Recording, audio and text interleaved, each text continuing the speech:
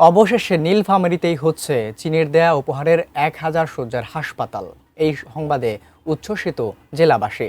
নীলফামারী সহ বৃহত্তর রংপুর অঞ্চলের মানুষের চিকিৎসা সেবা নিশ্চিতে হাসপাতালটি দ্রুত নির্মাণের দাবি স্থানীয় বাসিন্দাদের। সাদ্দাম আলীর ক্যামেরায় নীলফামারী প্রতিনিধি মিলাদুর রহমান মামুনের রিপোর্ট।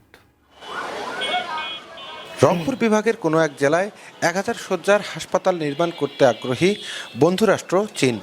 এমন খবরে নিজ নিজ জেলায় হাসপাতালটি স্থাপনের দাবিতে নানা কর্মসূচি পালন করেন বিভাগের বিভিন্ন জেলার মানুষ। ফলে এতদিন ধোঁয়াশায় ছিল কোথায় হবে চীনের উপহারের সেই হাসপাতাল। তবে স্বাস্থ্য ও পরিবার কল্যাণ মন্ত্রণালয়ের স্বাস্থ্যসেবা বিভাগের একটি চিঠি দূর করেছে সেই ধোঁয়াশা।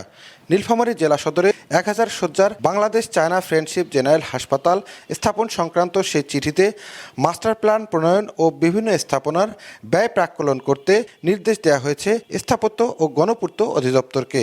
আসবে চীনের ঠিকাদারি প্রতিষ্ঠানের প্রতিনিধি দল। ব্যাপারে বলা আছে যে মাস্টার প্ল্যান তৈরি করার জন্য এখানে ডিজিটাল সার্ভে করতে হবে এবং এখানে কোনো স্থাপনা আছে কিনা সেই স্থাপনা মূল্য নির্ধারণ করে যাতে স্থাপনার ভ্যালুয়েশন করা হয়, এই জন্য আমরা কাজ করছি। এখন চাইনিজ যে ঠিকাদারি প্রতিষ্ঠান ওদের একটি প্রতিনিধি দল আসছে, আমাদের সাইটটা ভিজিট করতে আসবে খুব শীঘ্রই।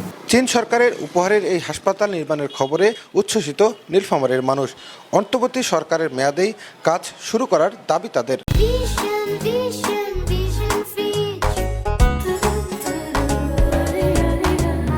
আমরা নীলফামারীবাসী অনেক আনন্দিত। রংপুর যাইতে আগে রংপুর গেলে আমার ১৫০ টাকা খরচ, নিকট হলে আমাদের চিকিৎসাটা পাবো।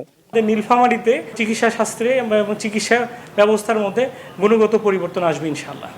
হাসপাতাল স্থাপনের জন্য প্রস্তাবিত স্থান পরিদর্শন করেছেন পররাষ্ট্র উপদেষ্টা। বলেছেন ৩ বছরের মধ্যেই শেষ হবে নির্মাণ কাজ। এটা খুবই চমৎকার একটা ব্যবস্থা আছে যে সরকারের অধীনেই জমি আছে খাস, সেখানে আমরা করতে পারছি। এই হসপিটালটা শুধু কিন্তু সাধারণ একটা হসপিটাল হবে না, একটা রেফারেল হসপিটাল হবে। হাসপাতালটি স্থাপিত হলে পিছিয়ে পড়া উত্তরের জনপদের মানুষের স্বাস্থ্যসেবায় বৈপ্লবিক পরিবর্তন আসবে, এমনই আশা সব মহলের। মিলাদুর রহমান মামুন, এটি নিউজ, নীলফামারী।